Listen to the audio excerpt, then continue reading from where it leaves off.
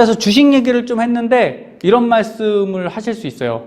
알겠는데 아무래도 주식 사시려면 좀 망할 수도 있잖아요. 쌍용량에 제가 좋다고 말씀드렸지만 이 좋다라기보다 역발상으로 충분히 우리한테 꾸준한 배당 수익을 줄 수 있습니다라고 말씀드렸거든요.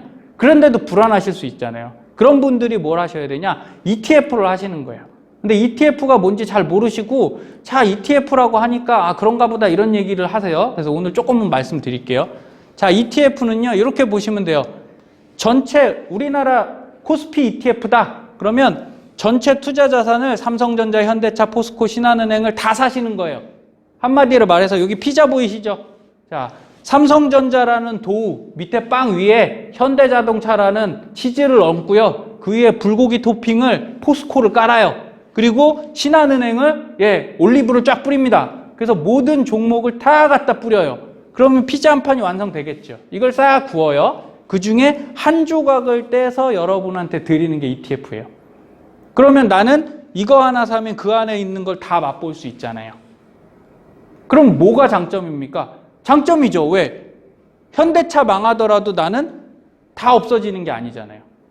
그쵸? 그리고 혹시 여기는 큰 회사들인데 좀 작은 회사들 있잖아요. 아까 제가 이렇게 뽑은 회사들 아무래도 이런 대기업보다는 좀 작죠. 그래서 제일 요새 잘 나가고 있는 테크윙 수익 제일 높으니까 그 회사 같은 거 투자하기 겁난다. 그러시면 여기 사시면 그 안에 들어있는 거잖아요. 예. 코스닥에 있는 거면 코스닥 ETF를 사시면 되고 코스피는 코스피 ETF를 사시면 돼요. 그래서 이렇게 얘기를 드리는 겁니다. 한 개 기업에 주식 투자를 하는 게 아니라 ETF를 투자하면요. 모든 기업에 동시 투자가 되는 거고 그래서 20년간 우리나라 전 세계 금융에서 개발된 상품 중에 최고라고 하는 게 바로 ETF예요. 혁신적인 금융 상품이다. 이렇게 말씀드리는 거예요. 그래서 이렇게 좋아서 하라고 하는데 문제는 뭐예요? 네. 매수 매도를 못 하셔서 못 하시잖아요.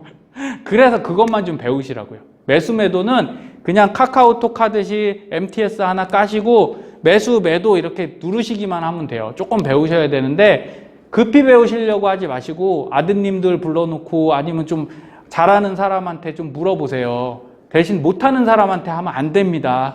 그냥 막 하라고 하면 큰일 나요. 그러면 ETF는 펀드랑 뭐가 다른 거예요? 펀드는 여러 개 산 거잖아요. 자, 뭐가 다르냐면, 자, 여러분들 운전하실 때 스틱은 요새 많이 안 하시지만 스틱 운전하시는 분은 또 스틱이 좋다고 하죠. 자, 스틱의 장점은 오토매틱은 알아서 변속이 되니까 좋아요. 근데 단점은 뭐가 있어요? 연비가 떨어지죠. 그 다음에 밟으면 밟는 대로 바뀌나요? 아니면 이렇게 딜레이가 되나요? 딜레이가 되죠. 난 2단에서 3단 빡 올리고 싶은데 아무래도 오토는 이렇게 유압으로 미는 거다 보니까 오토 트랜스미션이잖아요. 시간이 걸려요. 똑같습니다. 펀드는 중간에 돈을 받아서 펀드 매니저가 이 종목들을 다 사주는 거예요. 그런데 다 살지 몇 개 살지는 누가 결정해요? 펀드 매니저가 결정하죠. 그러니까 반응이 늦겠죠. 내가 오늘 사고 싶다고 살 수 있어요? 안 되죠. 돈만 넣어놓고 이 사람이 알아서 사고 대신 모으는 연비는 나쁘듯이 돈은 조금 더 줘야 돼요. 운영 보수를 줘야 되고 그럼 ETF는 뭡니까? 스틱이에요.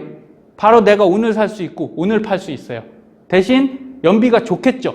그래서 운영 보수가 저렴해서 자, 장점은 보수가 ETF가 더 적다고 생각하시면 되고요. 인덱스 펀드가 조금 더 상대적으로 높다고 생각하시면 돼요. 그리고 투명성. 자, ETF는 이렇게 샀기 때문에 매일 공시가 됩니다. 가격도 공시가 되고 그런데 펀드는 매일 공시되는 게 아니라 물어봐야 돼요. 내 펀드 어떻게 됐어요? 그러면 며칠 있다 알려줘요. 그래서 정확히 알 수 없어요. 그래서 두 개가 다른데 이렇게 생각하시면 될 것 같아요. 내가 직접 드라이빙을 해보고 싶다. 그러면 ETF로 가시는 거고요. 야, 나는 운전은 위험하다고 생각하니까 그냥 택시 탈란다. 아니면 뭐 대리 부를란다. 이러면 인덱스 펀드를 쓰시면 됩니다. 두 개 큰 차이는 없으니까 대신 인덱스 펀드 선택하실 때는 얘가 좋은지 한번 따져봐야겠죠. 그래서 좋은 인덱스 펀드를 쓰셔야 돼요. 자, 요렇게 한번 말씀드려볼게요. 그럼 지금까지 대충 들으셨고 역발상 투자도 알겠어요. 그럼 현실적으로 어디에 투자해야 되는지가 궁금하시겠죠. 제가 지금부터 그거를 드립니다.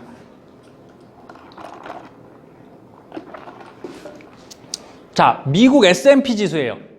미국 S&P 날아가고 있는 거는 아까도 말씀드렸고 누구나 다 압니다. 그런데 겁이 나는 건 이거잖아요. 얘가 끝점은 아닐까, 최고점은 아닐까.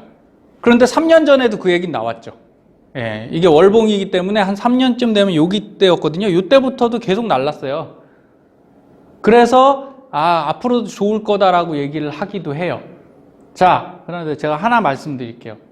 3, 4번이 주식에도 통합니다. 무슨 말씀이냐? 한 번 됐는데 됐어요? 그러면 첫 번째는 사람들이 다 의심을 해요. 예를 들어 여기서 2015년도에서 여기 한번 떨어졌죠? 2017년도까지 갔을 때는 한번 올라갔다 엄청 또 떨어진 적이 있어서 위험한데? 이런 생각을 하셨을 거잖아요. 그래서 에이 설마 반반도 아니었고 더 오를 거야 라고 기대했던 분은 아마 20% 정도 됐을 거예요. 나머지 80은 에이 떨어지겠지 이랬을 거고요. 자, 2년 정도 더 지나갔을 때 여기까지 왔을 때는 한 60%가 야, 또 올랐잖아.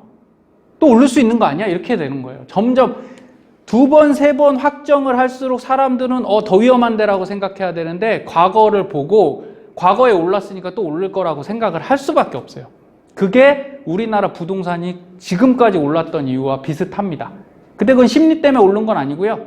우리나라는 지금까지 인플레이션 시대에 살았잖아요. 계속 경기가 좋았고 8%의 경제 성장을 했고 그러니까 돈이 넘쳐나니까 부동산이 오를 수밖에 없었어요. 근데 이제 그게 꺾이고 있다라는 거지 않습니까? 주식도 마찬가지겠죠. 그래서 S&P 지수에 투자하시고 싶어요. 나 투자하고 싶습니다. 말리지 않아요. 저는 말리지는 않고요. 대신 조심하세요. 대신 어떤 건 알려드리겠습니까? 처음에 대표적인 해외 S&P ETF는 요게 있어요. iShares S&P 500 ETF, IVV라고 하고요. 요거 사시면 돼요. 두 번째, 근데 수수료가 조금 더 저렴한 걸 원해요. 그러면 뱅가드 그룹게 좀 저렴합니다. 그래서 워렌 버핏 회장님께 물어봤을 때 어떤 거 추천드려요? 그러면 이렇게 해요. 그분은 저라면 뱅가드 추천합니다. 왜? 보수가 얘보다 3분의 1 정도가 낮아요. 펀드 운용 보수가. 그래서 이걸 VOO라고 하고요. 부라고 읽어요. 우리가 통상. 그리고 세 번째 SPDR S&P 500 ETF SPY. 해외 주식은 요 종목 코드명만 넣으시면 돼요. 해외 종목 코드에 딱 들어가서 ETF 선택하시고 IVV 누르면 요게 뜨고요. VOO 누르면 딱딱 뜹니다. 그래서 보시면 거기 보수율하고 다 나오니까 이거를 사시면 되는 거예요. 대신에 요럴 때 사시면 좋겠다. 그래서 좀 더 기다려 보셔라. 좀 더 떨어져서 한 번은 조정이 온다니까요. 이게 저 끝이 여기까지는 안 와도 한 5분의 1 정도 떨어지는 때는 있어요. 그럼 그때까지 기다렸다 사시라는 거예요. 근데 그때까지 기다리는 게 힘들죠. 그래서 예약 매수 거시라는 거예요. 예약 매수. 한 달 정도는 예약 매수 걸어놓고 잊고 지내세요. 그럼 그 가격 오면 사집니다. 자, 그렇게 되시고요. 그런데 저는 이런 말씀을 드려요. 자, ETF 그럼 미국 S&P 지수 하나만 사면 되냐? 어떻게 되냐면 문제는 이런 겁니다. ETF도 포트폴리오가 필요해요. 자, 이게 과거 자료기는 한데 자, 우리나라 ETF는 미래에셋에서 타이거 ETF가 있어요. 그 다음에 삼성자산운용의 코덱스가 있고요. 코덱스가 훨씬 많죠. 이게 옛날 자료라 우리 자산인데 이게 키움증권에 인수했어요. 그래서 코세프 이렇게 돼 있는데 자, 1분기 연초에 샀으면 이것들이 수익을 다 이렇게 내잖아요. 연말 기준으로. 근데 2분기 후반부에 사면 수익이 충분히 안 나요. 결국 뭐예요? 사서 일정 기간은 둬야 상승이 일어나고 수익이 나더라. 그럼 S&P를 지금 사셔서 1년 정도 있다 수익을 내셔야 되잖아요. 근데 그게 떨어지면 어떻게 돼요? 손실만 나겠죠. 그래서 어쩔 수 없어요. 나누셔야 돼요. 나누셔서 올라갈 거 하나, 더 많이 올라갈 거 하나, 그리고 안전한 거 하나 이런 식으로 쪼개 놓으셔야 된다고요. 그래서 이런 것들이 여러 개 쪼개고 시간을 충분히 주면 이렇게 수익이 나는 거고요. 시간을 얼마 안 주면 어떻게 되는 거예요? 이게 깎아먹는 거예요. 그래서 전부 다 샀을 때 상반기 6.88 수익률을 하반기에서 깎아먹었겠죠. 그래서 사고 기다리는 건 바이 앤 홀딩은 진짜 중요하다. 바이 앤 웨이팅 홀딩은 정말 중요한 거예요. 주식에선. 그래서 매일 데이 트레이딩 하시는 분들은 선수가 많으시지만 저는 제가 데이 트레이딩에서 수익을 잘 안 냅니다. 왜? 스트레스 너무 많고요. 그거 벌어봐야 수수료 떼고 나면 그렇게 많이는 안 남아요. 그래서 조금 더 기다리시는 게 더 넓은 구간에서 돈을 버실 수 있고요. 자, 지금 말씀드릴게요. 그래서 역발상 섹터 ETF에 투자하시라는 거예요. 아까 주식도 약간 그렇게 하라고 했죠. 그런데 보세요. 타이거 화장품. 우리나라 아모레 그렇게 잘 나갔잖아요. 자, 유커 중국인들 때문에 그렇게 잘 나가다가 사드에 한 방 맞았습니다. 그래서 지금 난리도 아니었다가 최근 기사 보시면 어떻게 해요? 유커가 돌아온다 떴어요. 무슨 얘기냐? 중국이 우리랑 미국한테 하도 두들겨 맞다 보니까 우리랑 잘 보이고 싶어서 조금씩 풀고 있어요. 그래서 지금 면세점 대박 나고 있습니다. 그럼 화장품 어떻게 될까요? 쭉 치고 내려왔는데 지금 살살살 살아나고 있지 않습니까? 제가 그래서 최근에 타이거 화장품 매수하고 있어요. 그럼 이 매도, 이 폭이요, 지금 하락폭이 상당해요. 옛날만큼 못 가고 반만 가도요, 지금 제가 한 달 됐는데 수익률 12% 나오더라고요. 이런 거 투자하시면 되잖아요. 그리고 두 번째, 코덱스 골드. 자, 금은 항상 고민하시는 거고 항상 사고는 싶어 하세요. 물론 KRX 현물 사시면 좋은데 현물 거래를 제가 해보니까 그리고 이게 예약 매수가 잘 안 됩니다. 어떤 데는 되고 어떤 데는 안 되고 해요. 그래서 저는 그냥 선물 거래 하는데, 자, 얼마 전에 며칠 한두 주 전이죠. 예, 미국에서 미사일 쏘는 덕에 올라가 버렸어요. 그래서 제가 금 선물 제 거 수익률 보니까 거의 한 8%까지 갔다가 최근에 또 조용해지니까 하루 이틀 만에 내려오더라고요. 그래도 저는 금은 이렇게 생각하는 거죠. 안전자산이잖아요. 그냥 보유하고 있는 거예요. 내 자산의 한 10% 정도만 보유하고 있다가 얘가 경기가 안 좋아지면 5년에 한 번, 10년에 한 번 효도하는 애예요, 얘는. 그때 갑자기 폭등하는 애니까 그냥 지금은 꾸준히 사놓으시는 거예요. 그럼 언제 사는 게 좋아요? 이때 사는 게 좋아요? 이때 사는 게 좋아요? 제일 좋은 건 이때 사는 거죠. 근데 이때 사면 사래도 안 사세요. 너무 떨어졌다고. 예. 어쩔 수 없어요. 쌀 때 사야 됩니다. 너무 많이 빠졌다고 말할 때가, 누구나 투자하기 힘들다고 할 때가 바로 살 때다. 이거 명심하셔야 됩니다. 그리고 이거 되게 중요해요. 반도체보다 지금 더 좋은 시장이 사실은 배터리입니다. 전기차 수요가 올해부터 폭증하죠.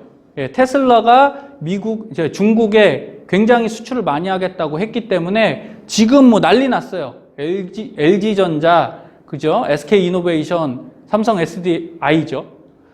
난리 났는데 중요한 건 각 종목은 지금 상한가 치고 있거든요.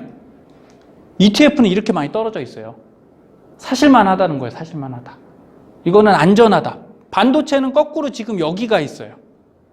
고점 가 있기 때문에 지금 반도체 ETF 사시면 떨어질 확률 거의 제가 볼 때 뭐 100은 아니죠. 한 50% 보고요. 얘는 올라갈 확률을 70% 봅니다. 그럼 이거 투자하시면 되잖아요.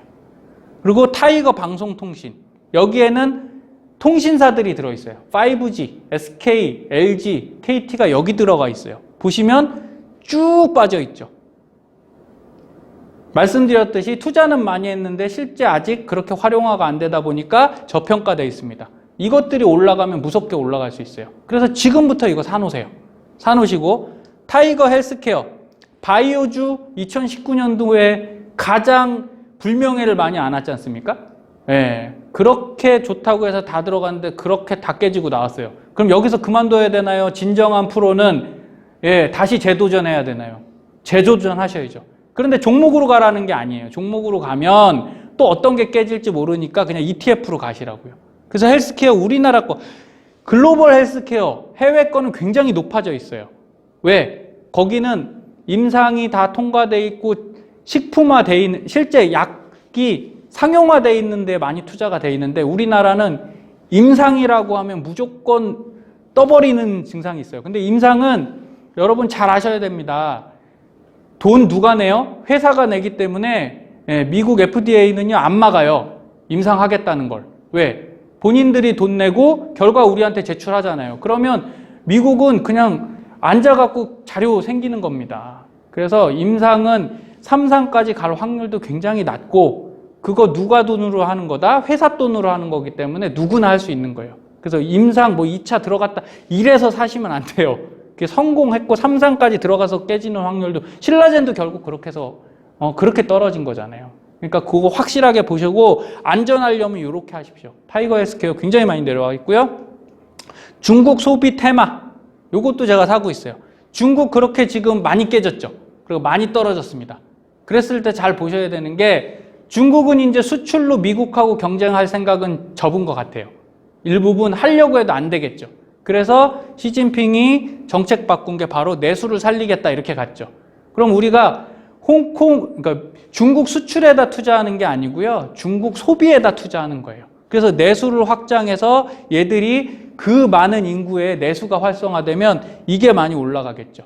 근데 애석하게 요거를 옛날에 은행에서 많이 팔았어요.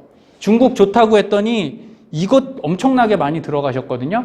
자, 그때 잘못 들어가신 거죠. 그때 중국이 좋았던 건 내수가 좋다기보다 수출이 좋았던 거예요. 근데 이제야말로 중국 내수가 살아날 수 있는 시기가 됐으니까 그럴 때 정확히 들어가는 게 중요하다. 그래서 제가 볼 때 이 6개 ETF를 꾸준히 사세요.